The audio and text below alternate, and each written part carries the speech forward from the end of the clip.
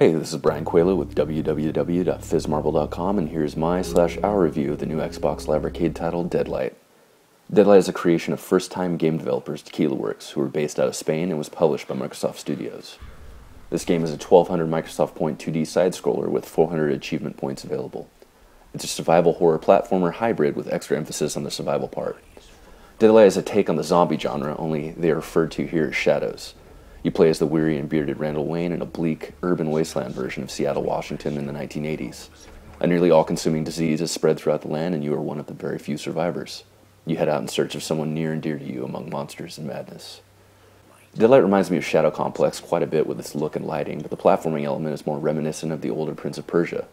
At times easy enough, but at others your timing and skill have to be right on.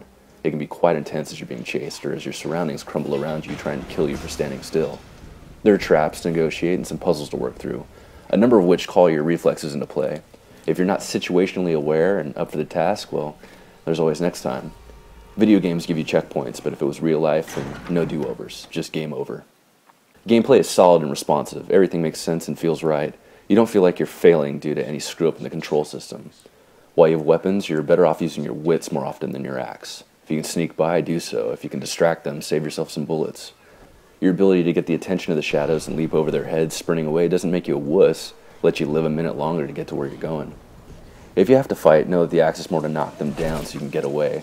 It takes more than a few swings to do any real damage, and at that point your stamina is too low to put up much of a fight. You can dish out executions when you're not being mobbed too much and shove them away when they do start to overwhelm. But once they get a hold of you, you might as well give up and count yourself among their ranks. As you proceed in the game, you'll find some firearms. To reload, you have to push the left bumper for each bullet placed in the gun, which was a cool touch, and while it's a simple thing, it really added to the experience, especially when the shadows attack en masse and you're struggling to add each and every one while backing away. It can be a bit nerve-wracking. Oh, and remember to aim for the head. Body shots on zombies or walkers or shadows or whatever you want to call them are always a waste of ammo and effort. I was extremely impressed with the look and graphical quality of this game. While Randall and the shadows are wrapped in darkness and silhouetted in a very limbo-like way, the 3D backgrounds are immensely rich and detailed. At times, the camera pulls back, making you like an ant among blades of grass, showing the true scope and size of your surroundings. It's times like these, the locale itself seems to be the star of the show, and it really does deserve the attention. The color palettes of day and night are artfully done. The rustiness and dirtiness seen when the sun is out, the dark blues and grays and purples as night enters. It sets a really good tone and makes what is already visually pleasing all the better. Lighting and weather effects are some of the absolute best I've seen in a live arcade release. The sound and music are appropriately grim and moody. While not being particularly memorable, it doesn't take anything away from the experience, but this brings me to my biggest gripe with Deadlight. The voice work's bad. I can hear something. It's up there with Resident Evil, Shenmue 2, and Dynasty Warriors. What? You challenge me with trickery?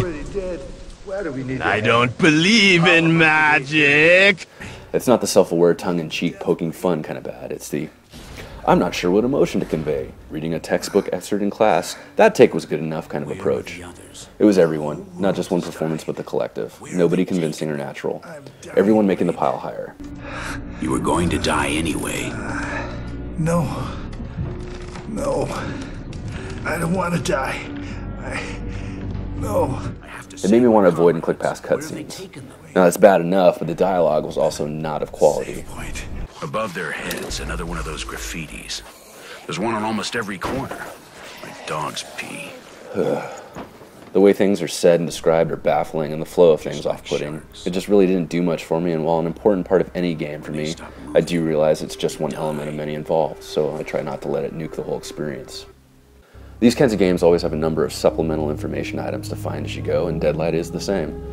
Pages of Randall's journal, newspaper clippings explaining what went down, and ID cards on dead bodies are hidden or scattered about waiting for you to find them.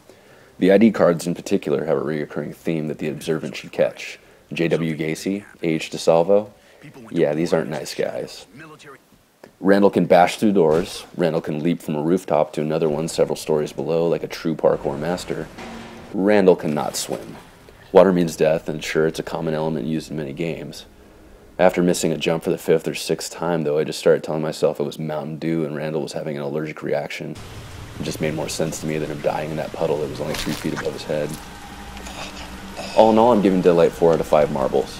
It's pretty much getting that 1 marble knock just because of the horrendous voice work and uninspired dialogue.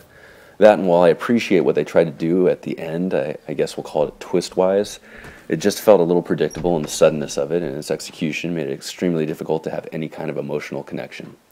That said, it ends with me liking what I played, but not really caring about who I played as and what he was having to go through. So if you're a fan of platformers, side-scrollers, the zombie genre, or survival horror, I say give it a go. It's a nice add to the live arcade and this summer's collection. Thanks for checking out this review, and please visit us at www.fizmarble.com for more news, reviews, randomness, and fun on games, movies, music, comics, and more. Game on, gamers.